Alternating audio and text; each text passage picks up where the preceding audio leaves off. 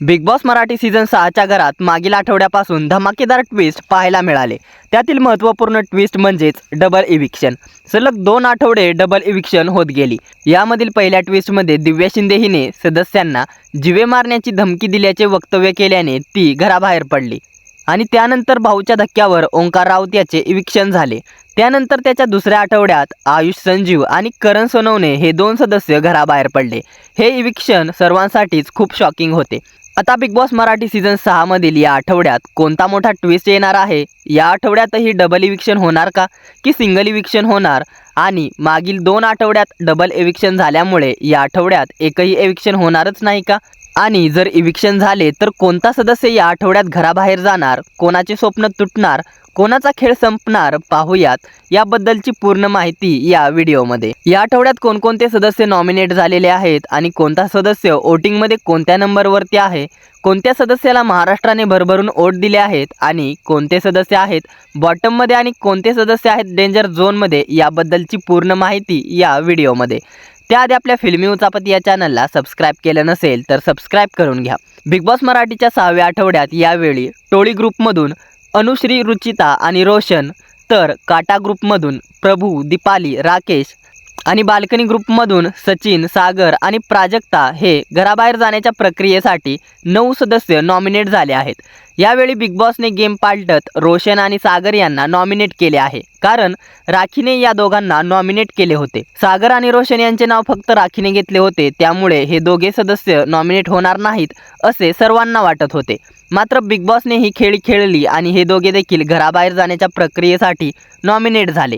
आता पाहूयात कोण आहे कितव्या स्थानी वोटिंग ट्रेंडमध्ये. तर नंबर 9 वरती आहे सागर कारंडे. सागर कारंडे यांचा गेम आता 0 झाला आहे. सागर कारंडे हे फक्त पहिल्या आठवड्यात तन्वीने त्यांच्या प्रोफेशन म्हणजेच कॉमेडीवरती बोलले होते, त्यामुळे ते हायलाईट झाले होते.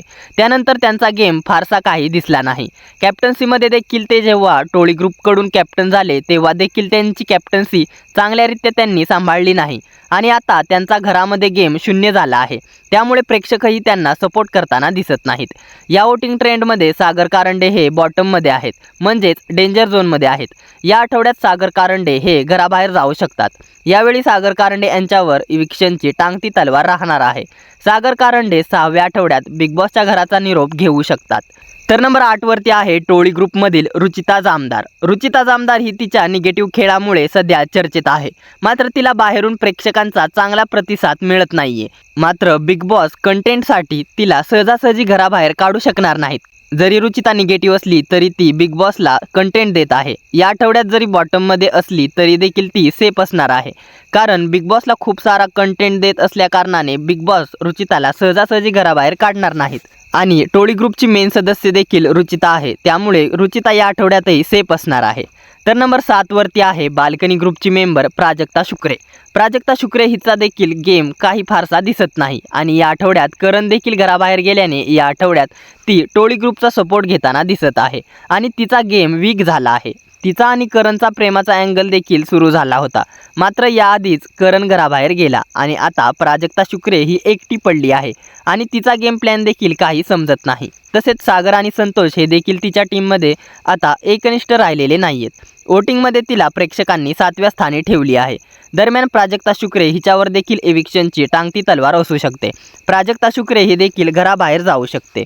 तर नंबर 6 वरती आहे काटा ग्रुपची सदस्य दीपाली सय्यद. दीपाली सय्यद हिला प्रेक्षकांची चांगली पसंती मिळत आहे. दीपाली सय्यद ही देखील पहिल्या आठवड्यापासून ॲक्टिव्ह सदस्य आहे. ती घरामध्ये नेहमीच कोणत्या ना कोणत्या मुद्द्यात सक्रिय असते. बाहेर तिचे फॅन फॉलोविंग देखील जास्त आहेत. सध्या इतरांच्या तुलनेत दीपाली सय्यद हिचा गेम थोडा कमी आहे, त्यामुळे प्रेक्षकांनी तिला 6व्या स्थानी ठेवली आहे. तर टॉप 5 मध्ये कोणते सदस्य आहेत पाहूया. तर टॉप 5 मध्ये 5व्या स्थानी आहे टोळी ग्रुपची मेंबर अनुश्री माने. मात्र सध्या ती टोळी ग्रुपची राहिली नसून ती काटा ग्रुपची देखील झालेली आहे. अनुश्री सध्या तिचा पॉझिटिव्ह गेम खेळताना दिसत आहे. ती कोणत्याही प्रकारचा उद्धटपणा करत नाहीये. काटा ग्रुपला ती एका साईडने जॉईन झालेली आहे आणि ती सध्या सेफ खेळताना दिसत आहे. बिग बॉसचा खेळ चांगल्या प्रकारे तिला समजला आहे आणि प्रेक्षकांच्या नजरेत ती आता पॉझिटिव्ह झालेली आहे।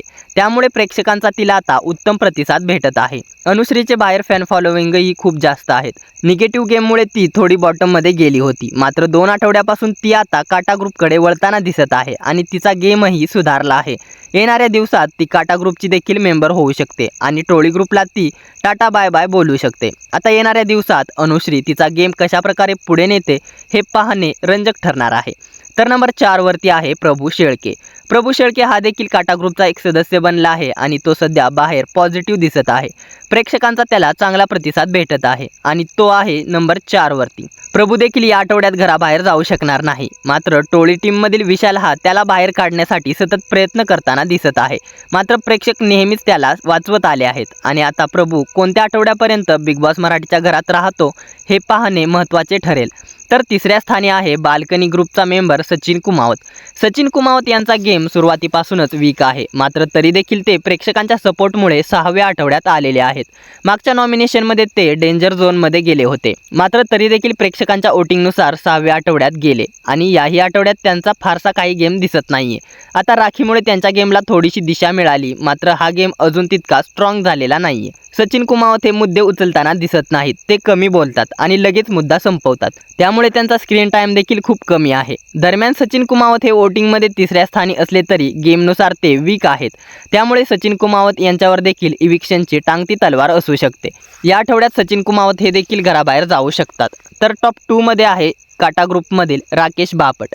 राकेश बापट यांचा गेम पहिल्यापासूनच पॉझिटिव्ह दाखवण्यात आला आहे। राकेश बापट यांचा बाहेर खूप मोठा फॅन बेस आहे, तसेच त्यांनी हिंदी सीझन देखील केलेले आहेत, त्यामुळे त्यांचे चाहते खूप आहेत। इतर सदस्यांच्या बाबतीत राकेश बापट यांचा गेम थोडा कमी असला तरी देखील प्रेक्षकांचा त्यांना खूप मोठा सपोर्ट आहे, म्हणून राकेश बापट हे सध्या टॉप 2 मध्ये आहेत।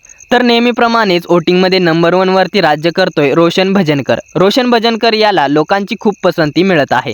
इतर सदस्यांच्या बाबतीत रोशन याचा गेम खूप वीक आहे, तो फारसा काही मुद्द्यांमध्ये इन्व्हॉल्व होताना दिसत नाही, तरी देखील प्रेक्षक त्याला खूप पसंत करत आहेत।